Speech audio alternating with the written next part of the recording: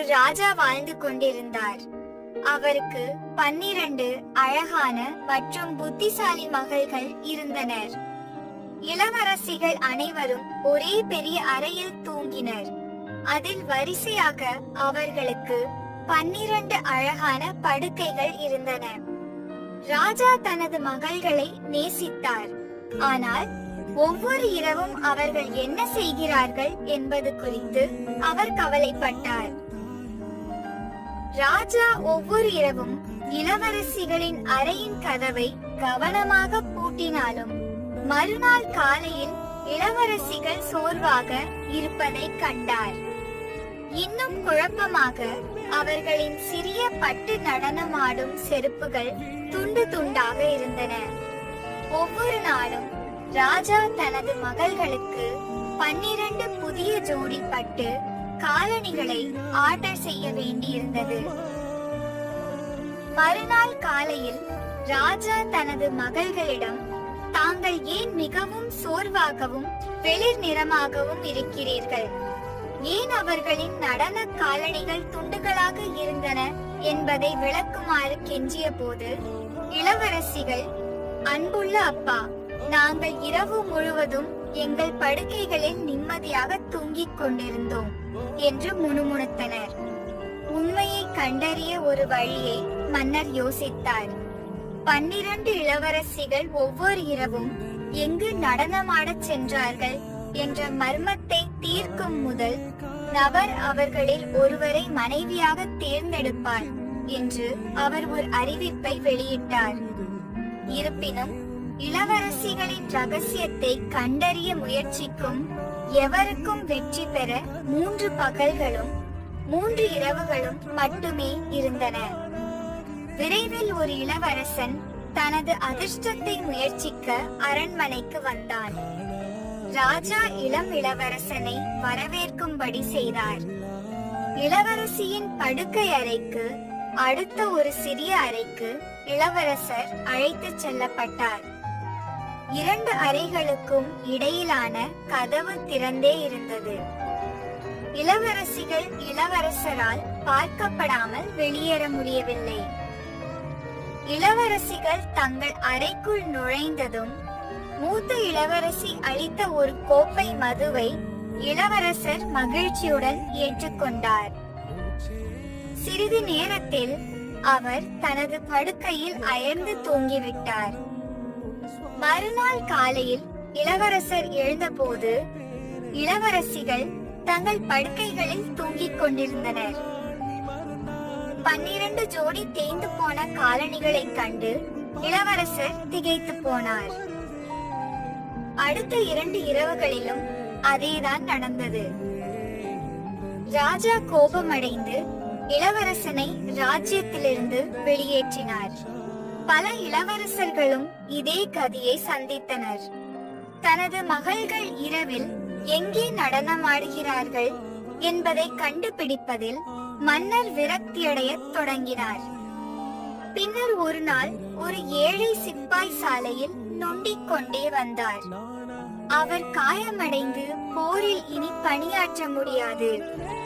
அவர் சிறிது நேரம் கழித்து ரொட்டி மற்றும் சீஸ் சாப்பிட சாலையின் ஓரத்தில் அமர்ந்தபோது ஒரு வயதான பெண் கந்தல் உடையில் தோன்றினார். என்னுடன் சாப்பிட மாட்டாயா என்று அந்த பெண்ணிடம் கனிவான சிப்பாய் கேட்டான். தான் சாப்பிட்ட உணவில் பாதியை அவளுக்கு கொடுத்தான். நீ எங்கே போகிறாய் என்று அந்த பெண் கேட்டாள். நான் வேலை தேடி நகரத்திற்கு செல்கிறேன் என்று சிப்பாய் பதிலளித்தார். ஒருவேளை இளவரசிகள் தங்கள் காலணிகளை எப்படி அணிகிறார்கள் என்பதை நான் கண்டுபிடிக்க முடியும். என் வார்த்தைகளை கேளுங்கள். இளவரசிகள் உங்களுக்கு வழங்கும் மதுவை குடிக்காதீர்கள். தூங்குவது போல் நடிக்கவும். இந்த அங்கியை எடுத்துக்கொள்ளுங்கள். இது உங்களை கண்ணுக்கு தெரியாததாக மாற்றும்.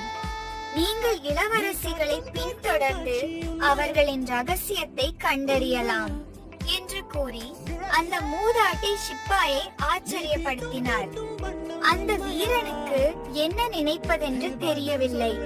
அவன் அந்த வயதான பெண்ணுக்கு நன்றி கூறிவிட்டு தன் பயணத்தை தொடர்ந்தான். வீரன் அந்த அங்கியை அணிந்து கொண்டு அது உண்மையில் தன்னை கண்ணுக்கு தெரியாதவராக மாற்றுவதை கண்டான். அவன் உடனடியாக ராஜாவின் அரண்மனைக்கு சென்றான். அங்கு அவனுக்கு வரவேற்பு அளிக்கப்பட்டது.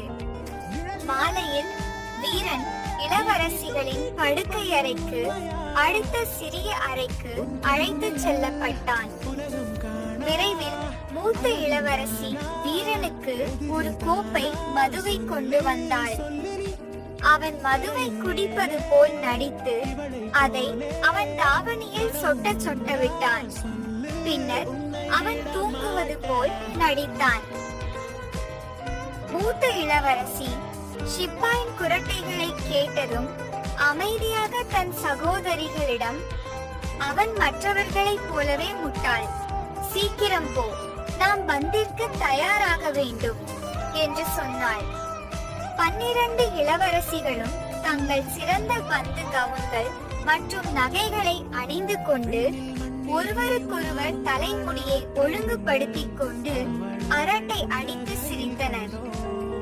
இளைய இளவரசி மட்டும் சங்கடமாக உணர்ந்தாள். இன்றிரவு ஏதோ சரியாக தெரியவில்லை என்று அவள் சொன்னாள். அவ்வளவு சின்ன வார்த்தை மாதிரி இருக்காதே, மூத்த இளவரசி அன்பாக சொன்னாள். அந்த சிப்பாய் நல்லா தூங்கிட்டு இருக்கான், காலை வரை அவன் எழுந்திருக்க மாட்டான். இளவரசிகள் தயாரானதும் அவர்கள் நடன காலணிகளை அணிந்து கொண்டார்கள். பின்னர் மூத்த இளவரசி தன் படுக்கை கம்பத்தில் 3 முறை தட்டினாள். படுக்கை தரையில் மூழ்கி நீண்ட படிக்கட்டாக மாறியது. மூத்த இளவரசி தரையில் இருந்த திறப்புக்குள் இறங்கினாள். ஒவ்வொருவராக அவளுடைய சகோதரிகள் அவளை பின்தொடர்ந்தனர். சிப்பாய் படுக்கையில் இருந்து குதித்து எழுந்து தனது மேலங்கியை அணிந்து கொண்டு இளைய இளவரசியை பின்தொடர்ந்து படிக்கட்டுகளில் இறங்கினான். அவரது கால் ஊனமாக இருந்ததால் அந்த சிப்பாய் தடுமாறி இளைய இளவரசியின் கவுனின் ஓரத்தை மிதித்தார். அவள் பதட்டத்துடன் கூச்சலிட்டாள். இளவரசிகளும் சிப்பாயும் பல படிகளில் இறங்கி கடைசியில் அற்புதமான வெள்ளி மரங்களின் காட்டை அடைந்தனர். பின்னர் அவர்கள் தங்க மரங்களையும் வைர மரங்களையும் கண்டனர். அவர்கள் ஒவ்வொரு காட்டையும் கடந்து செல்லும் போது சிப்பாய் கையை நீட்டி ஒவ்வொரு மரத்திலிருந்தும் ஒரு கிளையை முறித்தார். ஒவ்வொரு கிளையும் உடையும் போதெல்லாம் இளைய இளவரசி கூக்குரலிட்டாள். ஒவ்வொரு முறையும் மூத்த இளவரசி கவலைப்பட ஒன்றுமில்லை என்று அவளுக்கு உறுதியளித்தாள்.